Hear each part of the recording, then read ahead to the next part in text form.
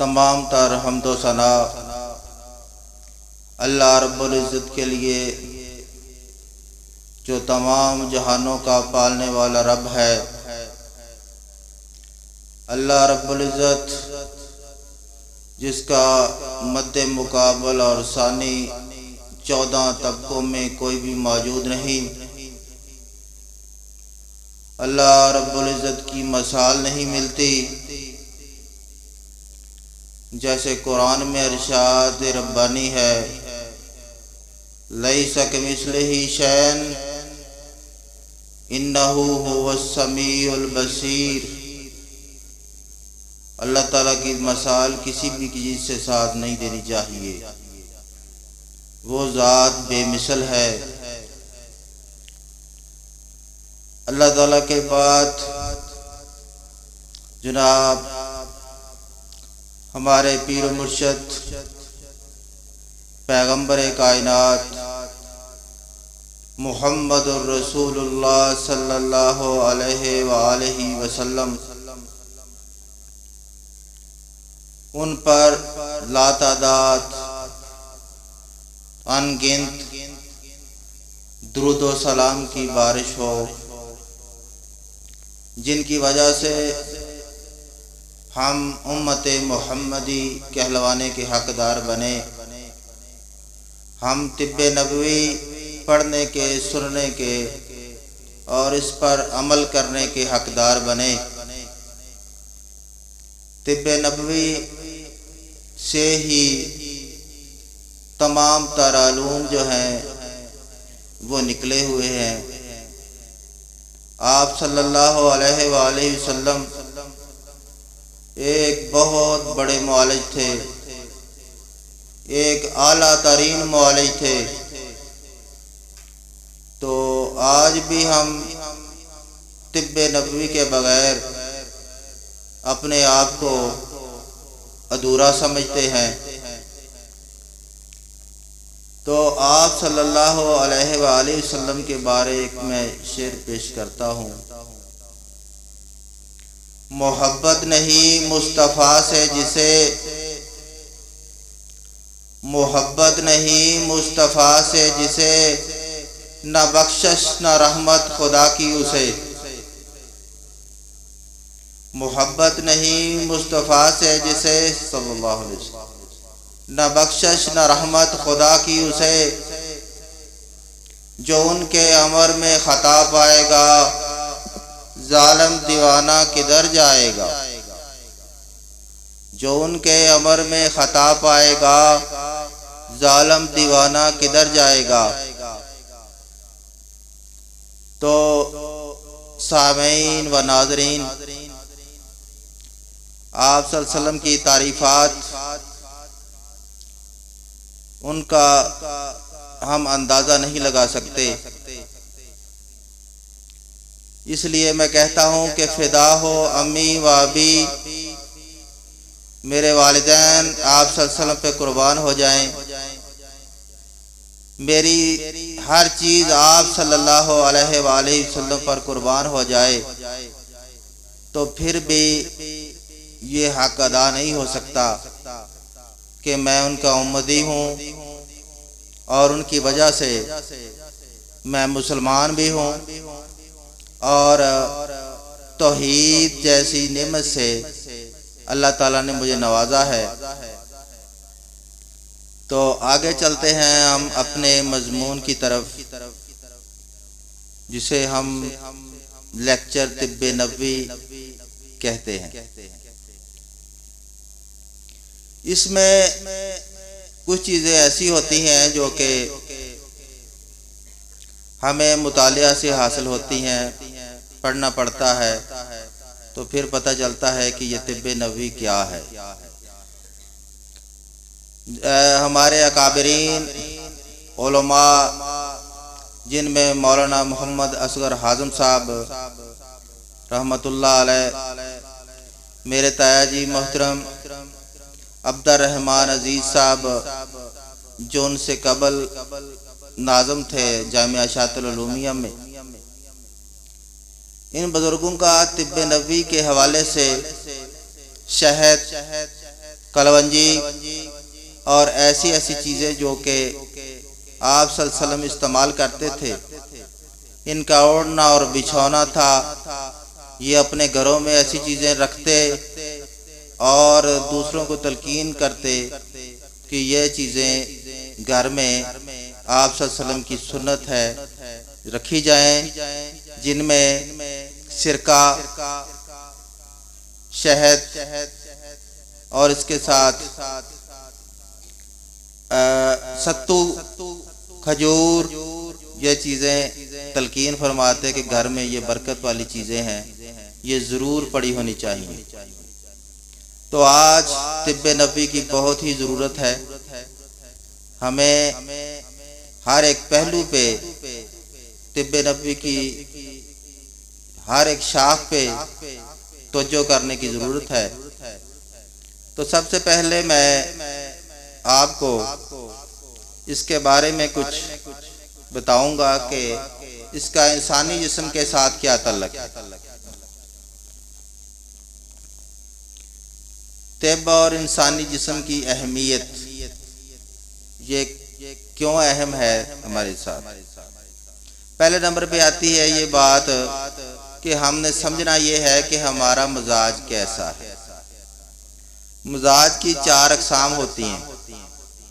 हर शख्स जो है उसका जो मिजाज है उसकी 4 अक़साम है। 4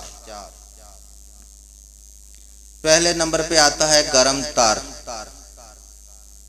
गरम तार एक मिजाज है इंसान का।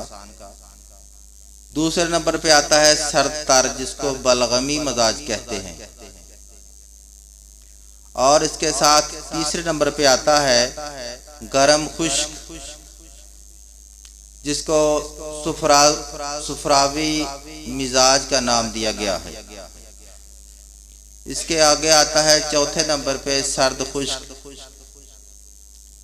इसको सौदावी मिजाज कहते हैं। ये नशीन कर लें कि कितने मिजाज होने चाहिए। या हैं इंसान में 4 मिजाज हैं। पहले पे गर्म तर है, दूसरा मिजाज सर्द तर है, तीसरा गरम खुश्क है जिसे सुफरावी कहते हैं, और चौथा मिजाज सौदावी। आप अपना इहाता करते रहा करें कि मैं कौन से मिजाज का आदमी हूँ। मुझे गर्म चीज़ें माफिक रहती हैं या ठंडी रहती हैं, या तर गर्म रहती हैं या गर्म खुश्क रहती हैं। ये आप अपना मुआवजा करते रहेंगे तो इंशाअल्लाह अज़ीज़ आप तंदुरुस्त रहेंगे। वो ग़िज़ाएँ इस्तेमाल करते रहेंगे जो आपको मुआफ़िक हैं, फ़ायदामंद हैं, जो आपको थोड़ा सा मिजाज में चेंजिंग देती हैं, उनको आप यकीनन छोड़ देंगे। इसके बाद अगली बात वो ये है कि इंसान जो है ये बना किस चीज़ का है। इसमें 4 चीज़ें मौजूद हैं। नंबर 1 पे आग आती है, नंबर 2 पे मिट्टी है, नंबर 3 में हवा है, और नंबर 4 पे क्या आता है? पानी। 4 चीज़ों का मुरक्कब है इंसान, ठीक है। और उसके अंदर 4 चीज़ों का मुरक्कब है, और साथ ही इसमें इसके पूरे जिस्म में खून चलता है। हर रग में खून चलता है, दिमाग में, शरियानों में, पट्ठों में। तो खून के भी आगे 4 रंग हैं। सुर्ख रंग तो आपने शायद देखा होगा, वो उधर बकरा ज़िबा जब करते हैं तो सुर्ख रंग आप देखते हैं, और साथ ही थोड़ी देर के बाद 1-2 मिनट के अंदर अंदर ही वो स्याही माइल भी होना शुरू हो जाता है। 2 रंग आपके सामने आ गए। तीसरा रंग जो होता है वो सफेद होता है, और चौथा रंग सुफरावी जिसे जर्द रंग कहते हैं वो होता है खून का। 4 रंग मिलकर खून का रंग बनता है सुर्ख। ये बात से नशीन कर लें, अगर लिखना चाहते हैं तो तब भी लिख सकते हैं आप। सफ़ेद रंग जो है इसको हमारी तिब्बी ज़बान में बलगम कहते हैं सफेद कलर को, स्याह कलर को सौदावी कहते हैं। सौदावी स्याह कलर को इखलात अरबा में, और सुफरा जर्द को कहते हैं। इसके आगे खून का आखिरी रंग जो है सुर्ख, ये सुर्ख ज़रात सबसे ज्यादा होते हैं इंसानी जिस्म। तो जब हमें किसी वजह से हीट लगती है या हमारे दर्जा हरारत जिस्म जो है उसका दर्जा हरारत उससे बढ़कर गर्मी पड़ती है, तो हम पानी का अगर कम इस्तेमाल करते हैं या कोई ऐसी जगह पे चला जाते हैं जहाँ पे शदीद गर्मी हो, तो हमारे वो मजाजों पे असरअंदाज हो सकती है। उसके आगे आता है इंसानी जिस्म में धातें भी मौजूद हैं, जैसे इसमें तांबा है जो पट्ठों के लिए, इसके अलावा कैल्शियम है, वो हमारी हड्डियों को ताकत देती है। कैल्शियम हम देखते हैं आसानी से। मैग्नीशियम है, लोहा है, ये हमारे जिस्म में मौजूद होता है। सोडियम जो हम आम रोज़मर्रा ज़िंदगी में इस्तेमाल करते हैं, जिसे हम नमक भी कहते हैं, और पोटाशियम, ये चीज़ें हमारे जिस्म का एक हिस्सा हैं और इनका ख्याल रखना चाहिए कि इनमें से मुतवाज़न ग़िज़ा इस्तेमाल करें ताकि कोई भी कम ना हो। अगर कोई भी चीज़ इसमें से कम होती है या उसका बिगाड़ होता है तो कोई ना कोई मसला खड़ा होता है, कोई ना कोई मर्ज़ वजूद में आता है। तो आगे तशख़ीस का तरीका ये है कि अगर हम अपने आप को देखना चाहें, परखना चाहें या तशख़ीस करना चाहें कि मुझे कौन सा मसला है, तो आप अपनी ज़बान से तशख़ीस कर सकते हैं। ज़बान देखें, आपकी ज़बान की रंगत जो है मुकम्मल तौर पे सुर्ख होनी चाहिए, सफ़ेद नहीं होनी चाहिए। हलक यहाँ पे आपके दो अदद, इधर एक इधर टांस लगे हुए हैं, टांसिस, और ऊपर एक लटका हुआ होता है इतना, उसे कौवा कहते हैं बस। तो वो जो है वो आपकी ज़बान की जड़ के साथ नहीं लगना चाहिए। अगर जड़ के साथ लगता है तो आप खाना खाते हैं, बोलते हैं, सोते वक्त या किसी टाइम, वो आपको ऐसे महसूस होगा जैसे सुई चुभ रही है गले में। तो उसका खास ख्याल किया जाए। आप अंदाज़ा लगा सकते हैं कि मेरा गला ठीक नहीं है। अगर आपका गला ठीक है तो ये मसाइल आपके सामने नहीं आएंगे। आपका जो लुकमा है वो बआसानी से गुजरेगा। मुंह देखेंगे तो ट्रांसिस साइड पे नहीं है, इधर साइड पे नहीं है, तो आपको पता चल जाएगा कि मैं वाकई बिल्कुल ठीक हूँ।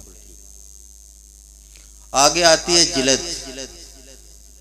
जिल्द आपकी जो है वो मुलायम साफ सुथरी होनी चाहिए। इस पर किसी किस्म का धब्बा ना हो, ऐसे निशानात नहीं होने चाहिए जो कि खराशदार हों या आपको किसी तशवीश में डाल दें कि कोई बीमारी है या कोई जल्दी मसला है। साफ शफाफ जल्द होनी चाहिए आप। उसके बाद आता है रंगत। रंगत आपकी पीली ना हो, स्याही माइल ना हो। कुदरती रंगत जो है, जो पहले है आपकी, वही होनी चाहिए, क्योंकि मौसमों की तब्दीलियों की वजह से रंगत जो है बाज़ औक़ात वो तब्दील होना शुरू हो जाती है, तो उसका ख़ास ख्याल रखा जाए। इल्म तिब में भूख का और प्यास का लगना, क्या आपको भूख और प्यास ठीक लग रही है? ये तो नहीं कि प्यास ज्यादा लग रही है आपको या भूख कम हो गई है। किल्लत या ज्यादती, ये दोनों ही अच्छी चीज नहीं है, इनको मद्देनजर रखा गया है। और तमाम एजाज जो हैं आपके वो सही काम करते हैं, उनमें बिगाड़ तो नहीं है। आप उठते बैठते ठीक हैं, आप रुकू सही जाते हैं। क्या जब आप रुकू जाते हैं तो आपकी जो टांगों के पट्टे हैं वो खिंचे खिंचे तो नहीं महसूस होते? वो आसानी से आप रुकू में जा सकते हैं। ये चीज़ें आपकी अपनी देखने वाली हैं, आप अपना इहाता कर सकते हैं इन चीज़ों से कि क्या मैं वाकई तंदुरुस्त हूँ, मेरे तमाम अज़ा अपनी अपनी जगह पे सही काम कर रहे हैं। तो उसके बाद ये है कि ज़बान का तो मैंने पहले भी तज़किरा कर दिया है कि सुर्ख होनी चाहिए। अगर कोई चीज़ आपने खाई है कोई ऐसी, तो थोड़ी देर के बाद फिर अपनी वो सुर्खी माइल हो जाए। सफ़ेद ज़बान जो है वो दिलालत करती है कि आपका जिस्म टूटता रहता है। आपका जिस्म कभी बुखार भी हो सकता है सफ़ेद ज़बान वाले शख्स को, और उसका ज़्यादातर मसला अखराज फजलात का भी हो सकता है। उसके आगे आता है अखराज के रास्ते में आपको बताना चाहता हूँ कि अखराज के रास्ते कितने हैं जहाँ से हमारे जिस्म के गंदे मादे खारिज होते हैं और हम तंदुरुस्ती की तरफ रहते हैं, माहिर रहते हैं, सेहतमंद रहते हैं। अगर 4 रास्ते हमारे बंद हो जाएं तो हम तंदुरुस्त नहीं रह सकते, हम जिंदा नहीं रह सकते। वो कौन कौन से हैं वो लिख लें आप। सबसे पहले नाक है। नाक, इससे गंदे मादे खारिज होते हैं जो दिमाग की तरफ से आते हैं। उसके बाद पसीना आता है, ये भी अखराज का दूसरा रास्ता है। पसीना आने से आपके जिस्म के गंदे मादे जो हैं वो खारिज होते हैं, तो उससे भी इंसान सेहतमंद रह सकता है। आगे आता है पेशाब। पेशाब जो है वो उसको कभी रोकना नहीं चाहिए। जब भी पेशाब आए तो फौरन कर दें। पेशाब रोकने से मुसन्ना फट सकता है। इसके साथ और मसाइल गुर्दों के पैदा हो सकते हैं। पेशाब गुर्दों को डिस्टर्ब कर सकता है, तो आप पेशाब को फौरन खारिज करने की कोशिश करें। इसके आगे आता है पखाना। सेहतमंद और तंदुरुस्त जो शख्स है उसको सुबह से शाम तक जो कुछ भी उसने खाया होता है, पिया होता है, अगले दिन फर्स्ट टाइम बड़ी आंत से मुकम्मल तौर पर फुजला जो है वो खारिज होना चाहिए। बड़ी आंत के आपने देखे होंगे 4 मोड़ लगे हुए हैं, ऐसे हैं 4 मोड़, ये देखें ऐसे और नीचे, इसको बड़ी आंत कहते हैं। आपने में इसकी शक्ल किताबों में बनी देखी होगी। तो 4 मोड़ जो है ये खाली होने चाहिए सुबह एक टाइम पे। ये ना हो कि नाश्ते के बाद अखराज फजलात का थोड़ा सा ये पखाने वाला सिलसिला, उसके बाद जोर के बाद थोड़ा सा, या सुबह शाम ये होना एक दफ़ा हो और मुकम्मल तौर पे फजला खारिज हो जाए। आपका जिस्म आपको हल्का महसूस करे और आपकी सेहत के लिए ये बहुत ही मौजूद है। ये आपने खुद ही देखना है कि मेरी सेहत कैसी जा रही है, मेरा फुजला मुकम्मल तौर पे खारिज हो रहा है, नहीं हो रहा। अगर नहीं हो रहा है तो उसका इलाज करवाया जाए। और अमूमन ये होता है गर्मी खुश्की की वजह से। अगर ऐसे तो आपको मसला बनता है ना, तो आप 1 2 3 दिन मुसलसल चूरी इस्तेमाल करें एक रोटी की दोपहर टाइम, तो ये मसला आपका हल हो जाएगा। तरी आ जाएगी जिस्म में, बड़ी आंत में, तो ये आपका मसला मुकम्मल तौर पे अल्लाह के फजल करम से हल हो जाएगा। अगर आपका आगे में बयान करता हूँ जाके मुंह का जायका कड़वा रहता है तो उसकी बात आगे करते हैं। तो 4 खिलतें होती हैं, जिसमें खून है, बलगम है, सौदा है और सफरा है। और अल्हम्दुलिल्लाह हमारे मुल्क पाकिस्तान के 4 ही मौसम हैं, 4 ही हमारे मजाज हैं अल्लाह ताला ने बनाए। और ये हमें मुल्क भी ऐसा प्यारा मिला है जो कि हमारे मिजाज के मुताबिक 4 इसके मौसम हैं।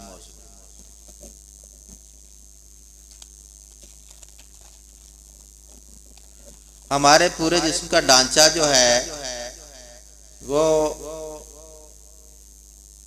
एक बॉडी पर मुश्तमिल है और इसके 8 निज़ाम होते हैं। हमारे जिस्म में 8 निज़ाम हैं जो काम करते हैं और हमारी बॉडी या हमारा जिस्म जो है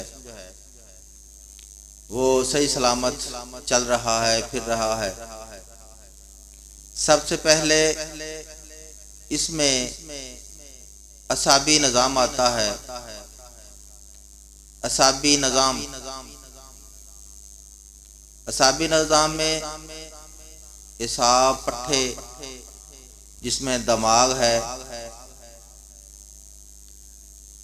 आपकी गर्दन के पट्टे हैं, आपके निचले धड़ के पट्टे हैं, आपके बाजुओं के पट्टे हैं। ये सारे के सारे असाबी निज़ाम में आते हैं। ये आप लिखना अगर चाहते हैं तो लिख सकते हैं। ये असाबी निज़ाम आपका दुरुस्त होना चाहिए। आप अपना मुआयना कर सकते हैं कि क्या वाकई मेरा असाबी निज़ाम ठीक है। अगर कोई आपके किसी के पट्टे को या कोई मसला ऐसा बनता है तो फौरी अपने मुआलिज से रजू करें ताकि ये मसला आपका बिगड़े ना। आगे इनका इलाज भी मैं आपको बताऊंगा इंशाल्लाह। उसके आगे आता है निज़ाम दौराने खून। दौराने खून का निज़ाम जो है ये भी बहुत ही ज़रूरी निज़ाम है। बाज़ मरीज़ ऐसे होते हैं, ये बाज़ स्टूडेंट्स ऐसे हैं हमारे पास आते, वो कहते हैं जी कि रात को जब हम सोते हैं तो हमारा जो ये बाजू सो जाता है। तो उनसे जब तशख़ीस की जाती है तो पता चलता है कि वो पानी कम पीते हैं। उनसे रिक्वेस्ट की जाती है कि पानी ज़्यादा पिएं आप, तो ये उनका मसला हल हो जाता है। इसलिए कि खून जो है ना आपका, उसमें सबसे ज़्यादा मिकदार पानी की है। अगर आप पानी प्रॉपर पिएंगे, कम अज़ कम 10 से 12 गिलास 15 गिलास तक दिन में पिएंगे, तो आपके गुर्दों का निज़ाम, आपके अखराजे फुजरात का निज़ाम, जिसे पेशाब का निज़ाम कहते हैं, निज़ाम बौल, ये सारे का सारा दुरुस्त चलता रहेगा और आपका खून पतला रहेगा। आप हाई ब्लड प्रेशर के मरीज़ नहीं हो सकते। तो ये आपका अज़ा कोई सोएगा नहीं, ये आप मद्देनज़र रखें कि आपका कोई अज़ा सोना नहीं चाहिए। उसके आगे आता है निज़ाम इस्तख़वान। तीसरे नंबर पे कौन सा निज़ाम आता है? इस्तख़वान। इस्तख़वान हड्डियों को कहते हैं। हमारे जिस्म का ढांचा जो है ये सारे का सारा निज़ाम इस्तख़वान पर मुश्तमिल है। हमारी हड्डियाँ ये मजबूत होनी चाहिए और इसको ढांचे को विटामिन डी की ज़रूरत होती है। जिन चीज़ों में विटामिन डी पाया जाता है उनका इस्तेमाल करें। मतवाज़न ग़िज़ाएं इस्तेमाल करें ताकि आप विटामिन डी की कमी के शिकार ना हों। आपकी हड्डियां दर्द ना करें, चलते वक्त पैरों के पंजे दर्द ना करें और पूरे जिस्म का निज़ाम एक्टिव रहे। तो ये आपके लिए ज़रूरी है कि आप अपना मुआयना करते रहें कि क्या मैं हड्डियों के हवाले से कमज़ोर तो नहीं हो रहा अगर आप कमज़ोर हो रहे हैं तो किसी मुआलिज से आप रुजू करें ताकि ये मसला बढ़ने ना पाए। उससे आगे आता है निज़ाम बौल।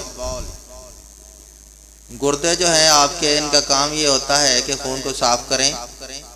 गुर्दे भी खून को साफ करते हैं और आगे मैं बताऊंगा निज़ाम तनफ़ुस में जाके कि आपके फेफड़े भी खून को साफ करते हैं।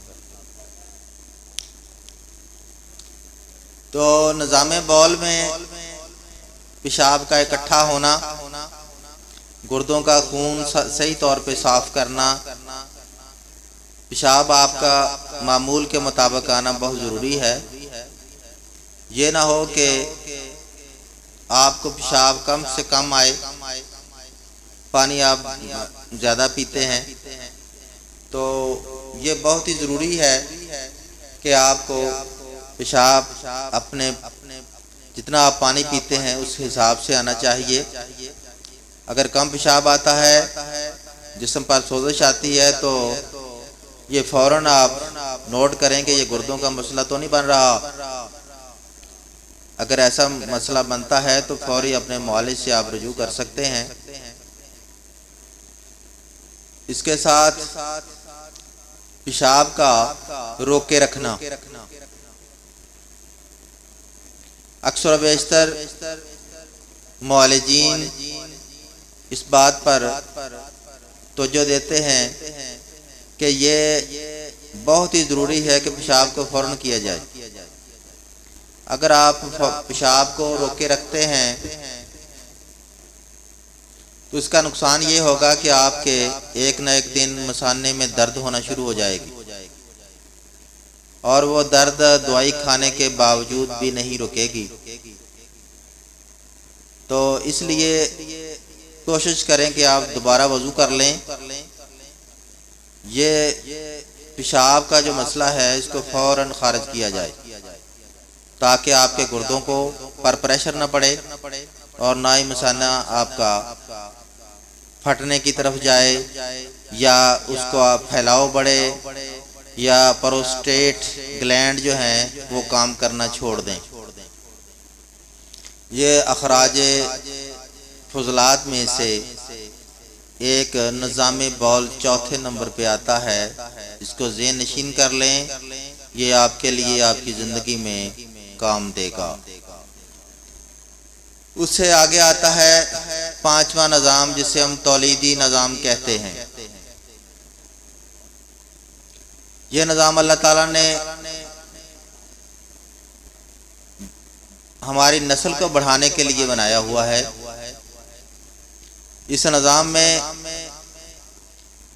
गुर्दे जो मादा मनविया पैदा करते हैं वो खजाना मनी में जाके रुक जाता है और खजाना मनी में मादा मनविया का स्टॉक रहता है। वहाँ से बाज़ मरीज़ ऐसे होते हैं जैसे कि नौजवान लड़के, वो शिकायत करते हैं कि मुझे एहतलाम हो रहा है। तो एहतलाम कोई ख़ास बीमारी नहीं है, ये हमारी कमियों और कोताहियों की वजह से होता है। अल्लाह ताला ने एक मशीनरी बनाई हुई है जो कि चलती रहे तो बेहतर है। इसके चलने के लिए अल्लाह ताला ने एक माह में एक दफ़ा एहतलाम का होना सेहत के लिए बहुत ही मौजू है और ज़रूरी है। अगर आप गर्म चीज़ें इस्तेमाल करते हैं, जैसे ज़्यादा से ज़्यादा दाल मसूर का इस्तेमाल करना, करेले का इस्तेमाल करना, काजू वगैरह या ऐसी शदीद गर्म चीज़ें जैसे गरी है, तो उस सूरतों में एहतलाम आपको एक माह में 2 दफ़ा भी हो सकता है, फिर भी काम चल सकता है, कोई बात नहीं है। हफ्ते में 2-3 दफ़ा एहतलाम जिन स्टूडेंट्स को या जिन मरीज़ों को होता है तो वो अपने हिसाब की खैर मनाएं। उनका निखाई निज़ाम दिमाग का वो भी कमज़ोर होता है, उनकी कमर कमज़ोर होती है, उनका जिस्म और हड्डियाँ वो भी कमज़ोर होती हैं। तो ये भी आप खुद अहाता करें अपने मसाइल का कि अगर ऐसा कोई मसला आपके साथ है तो फ़ौरन अपने मौलिज से रुजू करें।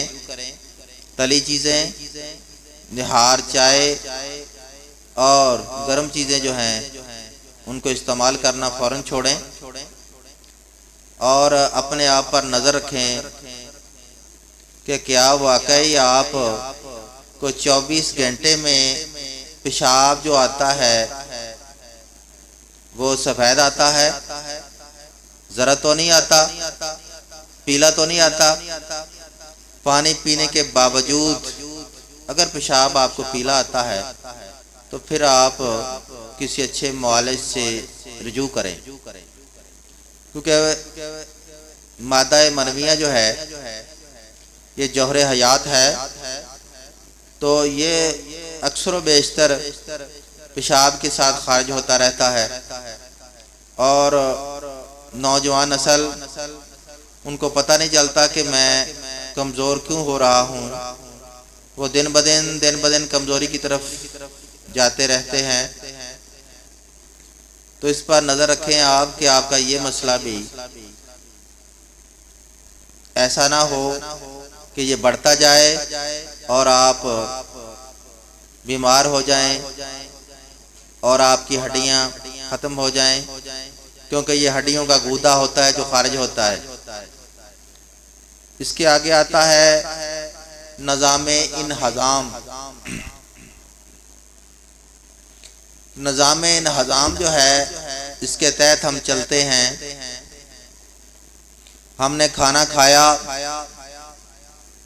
और हमें खाना खाते खाते एक टाइम ये आता है कि हमें डकार सा आता है। वो अल्लाह रब्बुल इज़्ज़त की तरफ से इतला होती है कि आप यहाँ रुक सकते हैं और ये खुद कार निज़ाम है अल्लाह की तरफ से। तो डकार के बाद भी आप 1-2 रोटियां खा सकते हैं। कोशिश करें कि जब डकार आ जाए तो वहां पे खाने को छोड़ दिया जाए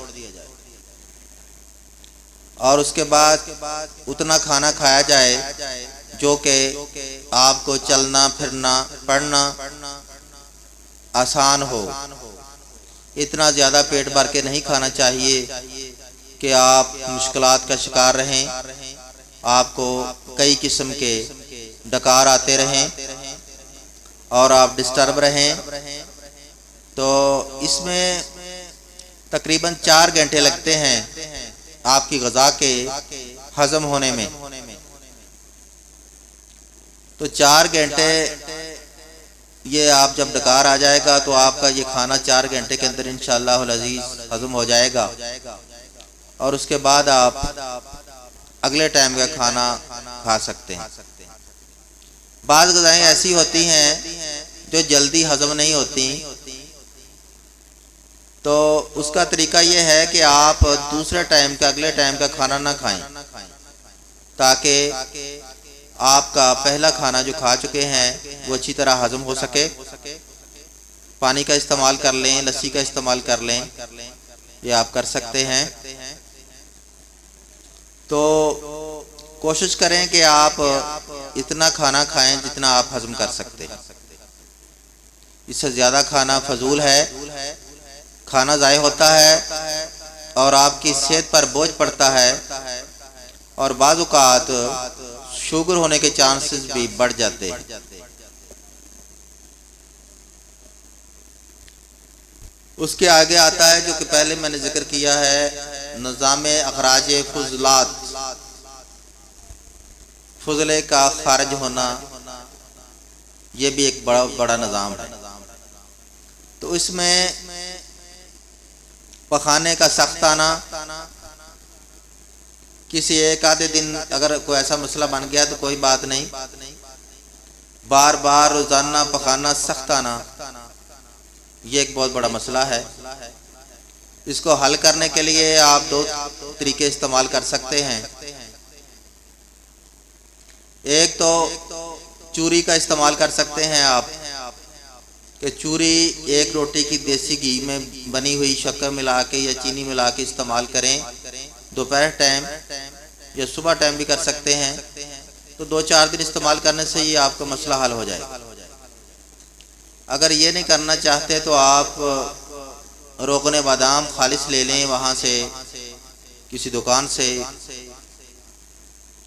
तो चाय वाली चम्मच रात को सोते वक्त दूध आधा कप में डाल के वो पी लें। उसके बाद कोशिश करें कि पानी ना पिएं ताकि आपको खांसी ना हो सके, आपके तमाम ऐसे मसले ना सामने आए जो कि निज़ाम तनफ़्फ़ुस के हवाले से हैं। तो 1-2 दिन ऐसे करने से आपकी ये जो कब्ज़ का मसला है, पखाना सख्त है, वो ये मसला हल हो जाएगा। अगर ये नहीं करना चाहते तो आप वहाँ से बाज़ार से या किसी पंसार स्टोर से गुलकंद ले लें। गुलकंद, कंद कहते हैं चीनी को, गुल कहते हैं फूलों को। फूलों को और चीनी को मिक्स करें तो गुलकंद बन जाती है। 1 चम्मच उसका रात को नीम गर्म दूध के साथ इस्तेमाल करने से आपका ये मसला हल हो जाएगा। तो ये निज़ाम जो था, ये अखराज फजलात का निज़ाम, ये भी आपका सही होना चाहिए। उसके आगे आता है निज़ाम तनफ़्फ़ुस, सांस का निज़ाम। आप पर नज़र रखें कि क्या आपका सांस का निज़ाम सही है। रात को सोते वक्त, चलते फिरते वक्त, सीढ़ियाँ चढ़ते वक्त आपको सांस तो नहीं आ रही खींचकर, या आपको सांस चढ़ तो नहीं रही। अगर सांस चढ़ रही है तो यकीनन गर्मी खुश्की की तरफ दिलालत करता है आपका मिजाज। तो उसका अज़ाला कर दें तो इंशाल्लाह आपकी सांस जो चढ़ रही है वो नहीं चढ़ेगी, वो ठीक हो जाएगी। और अगर आप रात को सोते हुए ये महसूस करते हैं कि मेरा सांस कम से कम हो रहा है, तो इस पर गौर करें कि मैंने कौन सी ऐसी चीज़ खाई है जिसने मेरा ब्लड प्रेशर उसको लो किया है और मुझे ऐसे महसूस हो रहा है जैसे निकाहत सी और जैसे सांस चढ़ रही है। तो उसका तदारक करेंगे तो इंशाल्लाह आप ठीक हो जाएंगे। तो इससे आगे मैं चाहता हूं कि आपको एक नुस्खा दूं।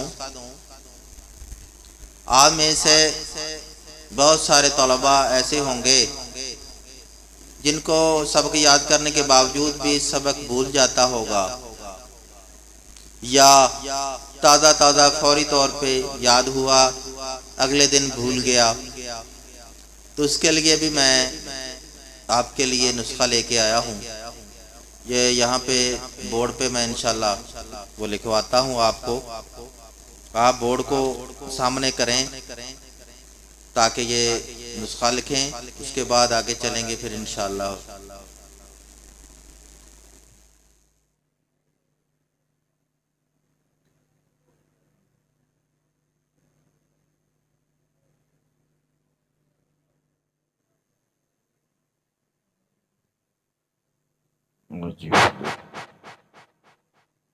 एक तोला जिसे 12 ग्राम कहते हैं, कुश्ता मरजान बना वहां से ले लें कंपनी के किसी के, जिसका कुरान पाक में जिक्र है मरजान याकूत वल मरजान फबे ये अलाई रब्बी कुमात को ज़ीबान। ठीक है ना। ये कितना लेना है मरजान आपने? 10 ग्राम। ये अद्वियात जो है इनका सबूत बना लेना है आपने, और ये कुश्ता जो है वो बाद में शामिल कर लें इनमें से।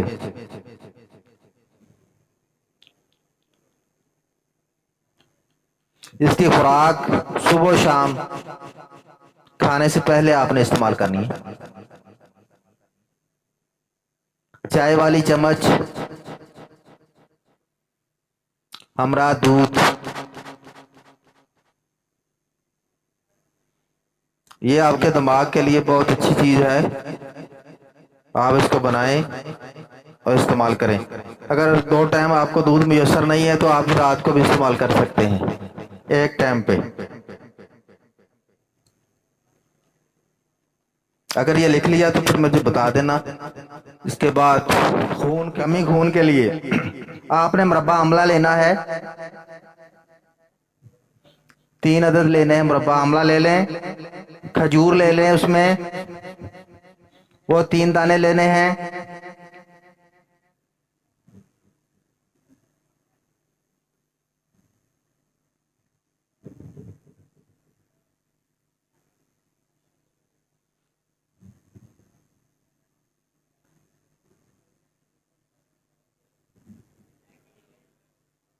पानी 1 पाव।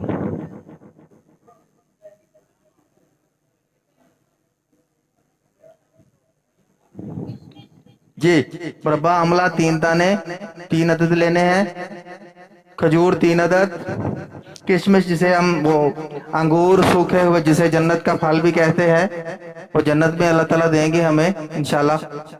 तो किशमिश कहते हैं उसे, वो 11 ले लें आप दाने। मगज बादाम 14 दाने ले लें, देसी मगज बादाम लेने हैं आपने। पानी 1 पाव, दूध खालस 1 पाव। ये आपने डाल के तो इसका मिल्क शेक बनाना है आपने।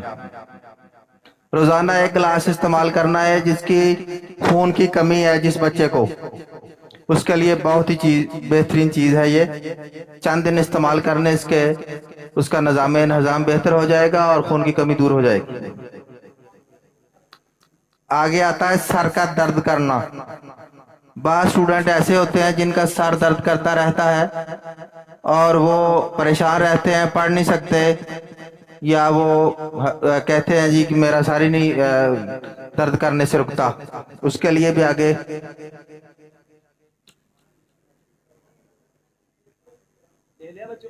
लिख लिया जी।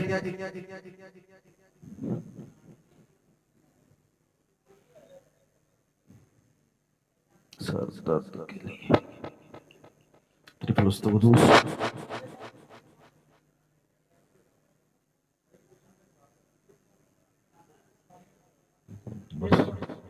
हाँ, उसका ये त्रिफल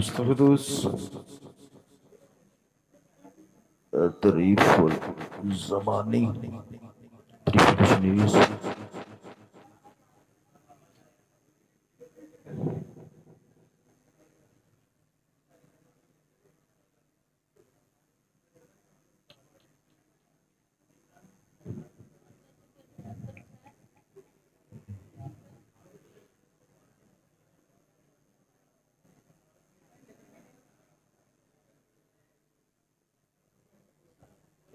ये आपको ना अतरीफुल उस्तखदूस पंसार स्टोर से मिल जाएगी। एक डिबिया होगी, 100 ग्राम की ले लें। अतरीफुल उस्तखदूस, अतरीफुल जमानी, अतरीफुल कशनीज, ये तीनों एक एक डबियां ले लें। तो इनको मिक्स भी कर सकते हैं, या 1 चम्मच चाय वाली, एक से सुबह को, दूसरी से दोपहर को, तीसरी से शाम को इस्तेमाल करने से एक एक डिब्बी इंशाल्लाह आपका सर का जो मसला है दर्द का वो बिल्कुल ठीक हो जाएगा। एक डब्बी काफी है।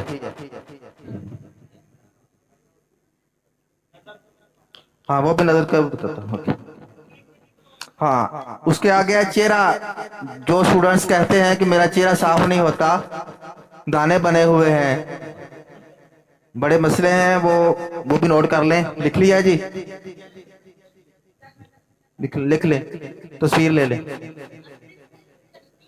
कशनीज, कशनीज कहते हैं धनिया को, खुश्क धनिया, अतरीफुल कशनीज। यह खुश्क धनिया इतनी बेहतरीन चीज है, हाई ब्लड प्रेशर का तरियाक है ये।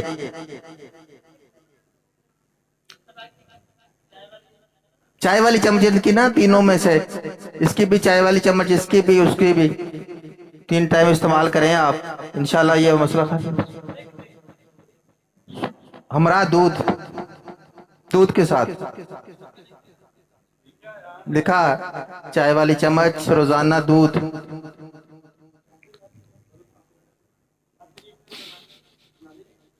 अतरी फुल जमानी, अतरी फुल कहते हैं 3 फलों को। अतरी फल 3 फल होते हैं, इसमें आंवला होता है, बहेड़ा होता है, हरड़ होती है। इनके मजमूए को अतरी फल कहते हैं। हो गया जी। आगे आता है जिन बच्चों के चेहरे साफ नहीं है, दाने बने हुए होते हैं, उनके लिए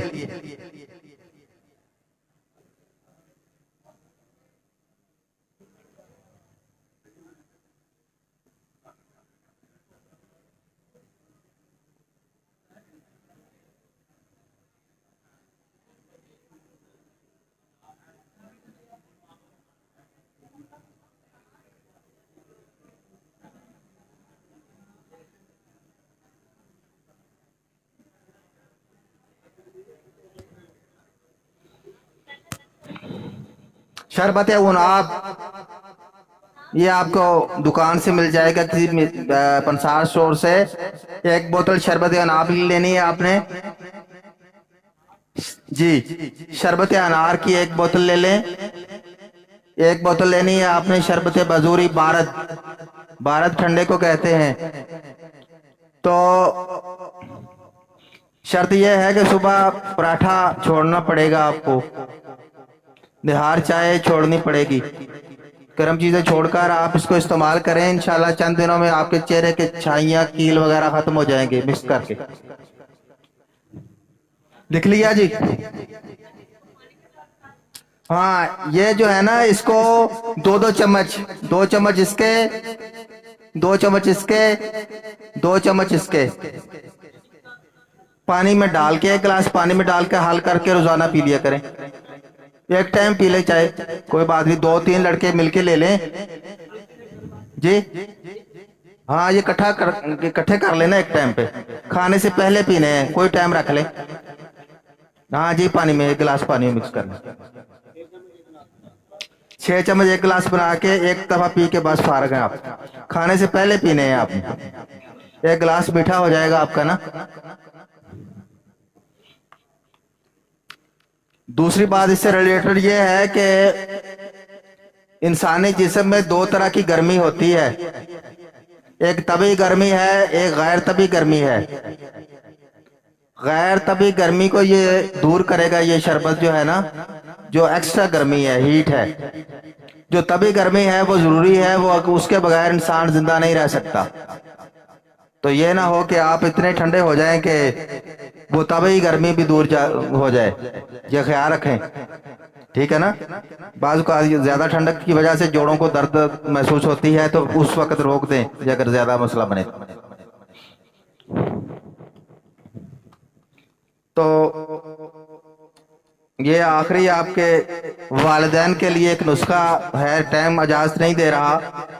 बहुत प्यारी चीज़ है। मैं जब साहिवाल तिबिया कॉलेज में इसी साल सुपरिटेंडेंट लगा था 1 जून से 12 तक, तो मैंने ये स्टूडेंट्स को लिखवाया था।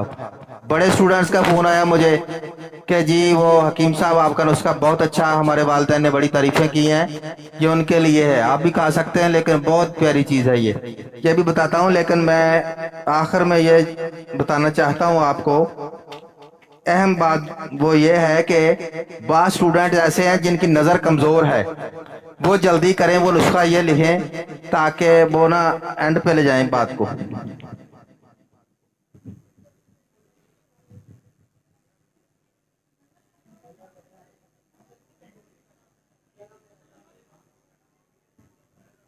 जी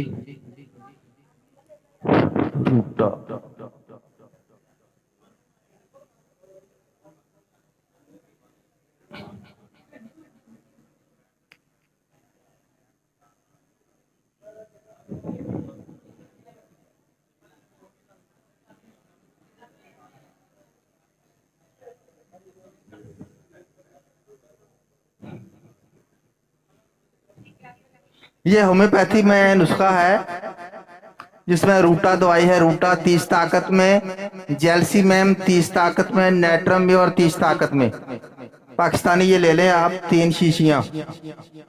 तो खाने से पहले 10-10 कतरे इनके पीने हैं आपने।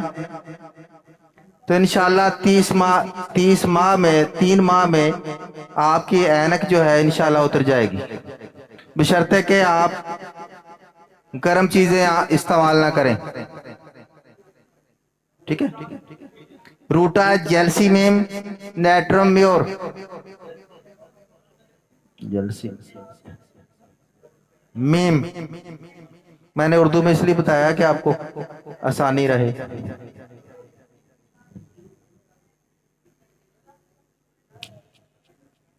ओके, लिखे लिख लिया अभी आप। जो ये इस्तेमाल नहीं करना चाहते वो एक और नुस्खा भी आपको बता देना चाहता हूं मैं। कमजोरी नजर के लिए आप जिसे सुरमा डालते हैं ना आंखों में, वो ले लें, चांदी का बना होना चाहिए। सुरमचू जिसे कहते हैं हम, चांदी का बना होना चाहिए वो।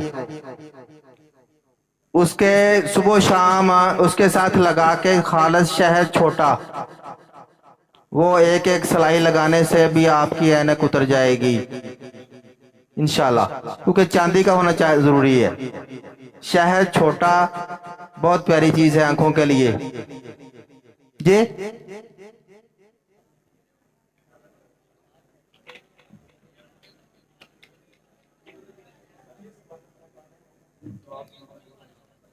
मेरे पास है, मत जाओ।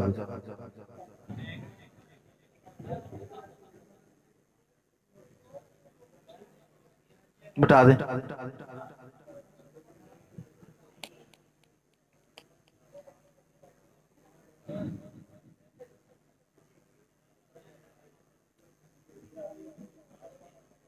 जी आगे बहुत सारी चीजें ऐसी हैं जो मैं छोड़ रहा हूं, फिर कभी मौका मिला तो इंशाल्लाह। ऐसी गजाएं जिनके साथ आप दूसरी गजाएं इस्तेमाल नहीं कर सकते, वो नोट फरमा लें आप जरा। दूध और तुलसी, जहां आपने दूध इस्तेमाल करना है वहां तुर्श चीज कोई इस्तेमाल नहीं करनी, वगरना आपको मसाइल का सामना करना पड़ेगा। तुलसी में माल्टा आता है, लीमू आता है, या कोई ऐसी चीज तुर्श जो है वो दूध के साथ इस्तेमाल करेंगे तो वो नुकसान होगा आपको। नंबर 2 पे लिख लें, दूध, कांजी, सिरका, इमली और लीमू, इनको इकट्ठा इस्तेमाल नहीं करते। दूध, कांजी वो गाजर की बनती है वो, और सिरका, इमली और लीमू का इस्तेमाल इकट्ठा नहीं करना। तीसरे नंबर पे दूध और गुड़, दूध और गुड़ का इस्तेमाल इकट्ठा ना करें। चौथे नंबर पे दूध के साथ तेल की बनी हुई अशिया, वो भी इस्तेमाल ना करें, वगरना आपका खिलत कोई ना कोई बिगड़ सकती है, नुकसान हो। दूध के साथ तेल की बनी चीजें, जैसे आप पकौड़े समोसे होते हैं या ऐसी चीजें तेल से जो बनती हैं या तली हुई।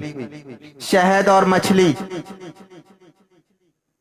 शहद अपनी जगह इस्तेमाल करें एक टाइम में, मछली अपनी जगह इस्तेमाल करें अपने टाइम पे, आगे पीछे नहीं खानी। पहले शहद खा लिया फिर बाद में मछली खा ली। दही के साथ गरम गरम रोटी का इस्तेमाल करना, फुल गरम रोटी का दही के साथ इस्तेमाल, ये भी सेहत के लिए नहीं ठीक। खीर और खिचड़ी का इस्तेमाल, ये भी इकट्ठा ना करें। पहले खीर खा ली फिर बाद में खिचड़ी का इस्तेमाल किया, ये भी इकट्ठा नहीं कर सकते। चावल का इस्तेमाल किया और बाद में सिरका इस्तेमाल कर लेना, सिरका और चावल इकट्ठा, इससे परहेज किया जाए। दही की लस्सी के साथ केले का इस्तेमाल करना, इससे भी बचा जाए। घी और शहद बेवक्त वक्त इस्तेमाल ना किए जाएं। घी और ककड़ी, जिसे हम पंजाबी में फोटो कहते हैं, इससे बचा जाए। खीरे के बाद दूध या शरबत, खीरा आपने खा लिया उसके बाद दूध पी लें फौरन या शरबत को पी लें, यह आपके लिए फौरी हैजे का बायस बनेगा, ये नोट फरमा लें, इससे बचा जाए। शहद और खरबूजा, खरबूजा भी गर्म, शहद भी गर्म मजाज, इसका टकराव आ सकता है, इसमें सेहत में खिलत में बगाड़ हो सकता है। खरबूजा और दही, इसको भी एक टाइम इस्तेमाल ना करें। अंडा और दही, इसको भी एक टाइम इस्तेमाल ना किया जाए। अब मैं चंद वस्तु दही और अचार, ठीक है, ये ज़हन नशीन करे, दही और अचार इससे भी यकदम ये एक टाइम पे इस्तेमाल नहीं करने आपने बच्चों से। गोश्त के साथ सिरका और शहद, इसको इस्तेमाल करने से भी गुरेज करें एक टाइम पे। ककड़ी, तरबूज और खीरा एक टाइम वक्त इस्तेमाल करने से आपकी सेहत में बगाड़ पैदा हो सकता है। बस करिए। हाँ जी जी। सिरका कहते हैं, वो गन्ने का बना हुआ होता है, उसमें वो टाटरी वगैरह डालते हैं, ऐसी चीजें डाल के वो ना कुछ देर दबाए रखते हैं, फिर वो बनाते हैं, वो अपना पंसार स्टोर वाले या जो बनाते हैं। सिरका अंगूरी है या सिरका वो मिलता है बाजार से, सेब का सिरका है या सिरका वो कमाद है का बना हुआ होता है गन्ने का। नहीं, गोश्त होने वाला अलहदा होता है, उसमें थोड़ा सा फर्क होता है, खाने वाला अलहदा होता है। जी जी जी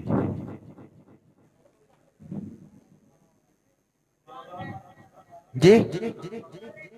अच्छा, वालदैन के लिए आखिरी, फिर आपको मैं जल्दी फर्क करना चाहता हूं, ऐसा ही लिख लेंगे आप या इधर लिखूं?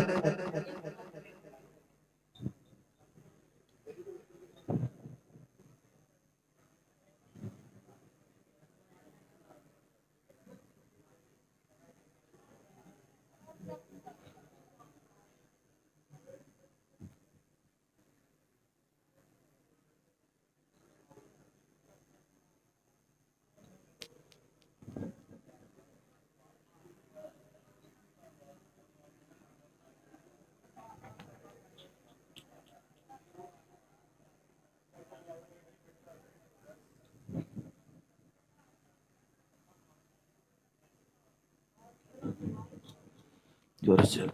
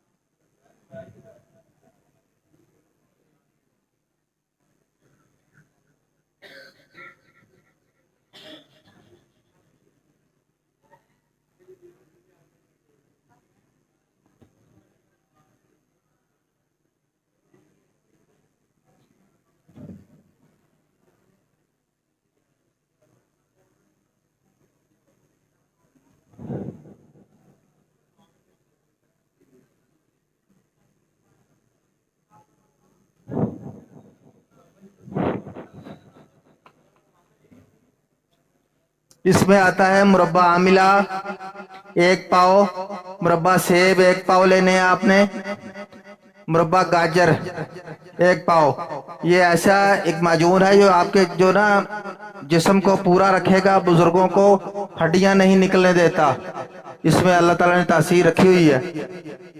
जवारश या अनारी, अनार की बनी हुई जवारश होती है, ये 100 ग्राम आपने लेनी है।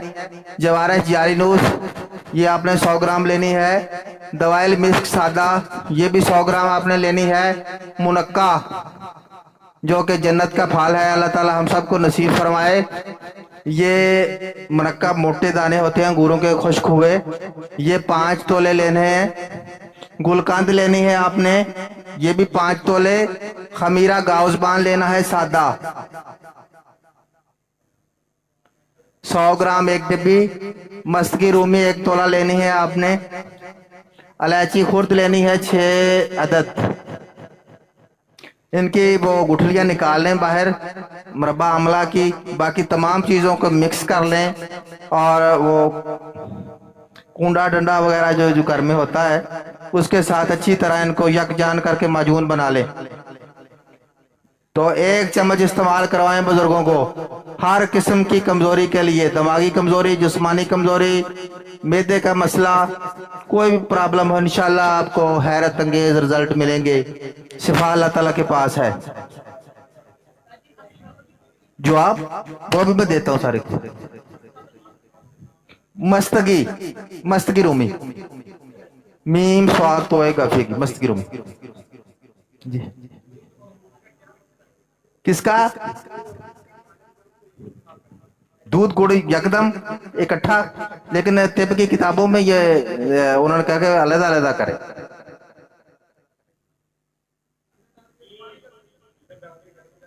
अदर डाल के किताबों में नहीं लिखा, मेरे तजर्बे में भी नहीं आया, किताबों में मना किया है क्योंकि ये ज्यादा इसका मिजाज शायद गर्म हो जाता हो तो कोई ऐसी वजह बन जाती है। ये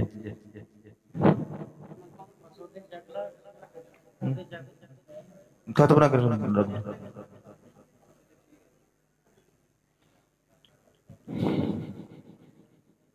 बाकी फिर अगर मौका मिला तो इंशाल्लाह आपको गाइड कर दिया जाएगा मजीद। तो ये सवालों के जवाब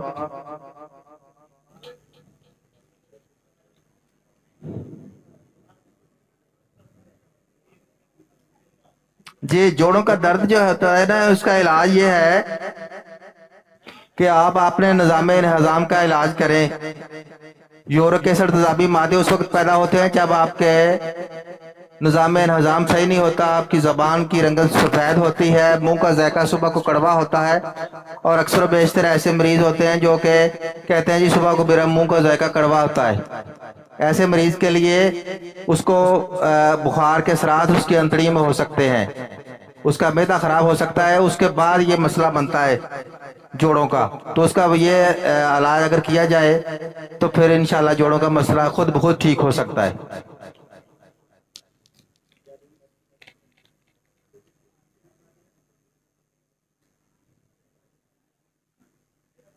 जी, हाथ और पाँव को ज्यादा पसीना आता है।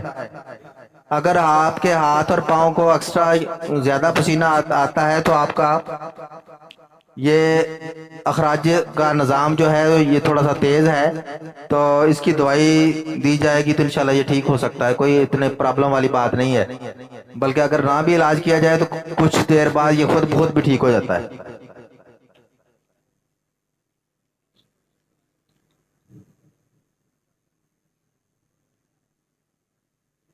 हाँ, गले का पूछा है किसी दोस्त ने कि गला खराब रहता है। गला खराब उस वक्त होता है जब आपका निज़ाम हज़ाम खराब होता है, गैस पैदा होती है मैदे में, तो आपका गला उस वक्त खराब होता है। या आप खट्टी चीजें इस्तेमाल करते हैं, तली चीजें ज्यादा इस्तेमाल करते हैं।